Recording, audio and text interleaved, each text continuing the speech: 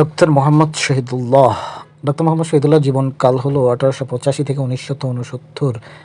Doctor Mohammad Shahidullah ছিলেন প্রধানত ভাষাবিদ। বাংলা ভাষার ইতিবৃত্ত রচয়িতা হচ্ছে ডক্টর মোহাম্মদ শহীদুল্লাহ।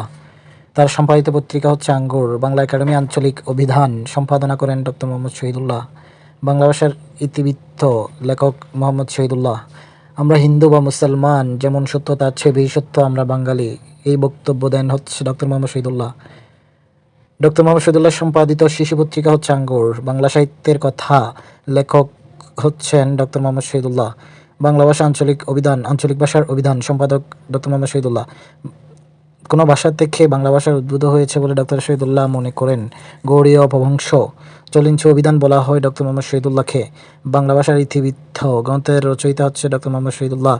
ডক্টর মোহাম্মদ শহীদুল্লাহর মতে চর্যাপদের ভাষা বঙ্গ কামরূপী। ডক্টর মোহাম্মদ শহীদুল্লাহর মতে বাংলা ভাষার উৎপত্তি কোন প্রাকৃত স্তর থেকে? গৌড়ীয় প্রাকৃত।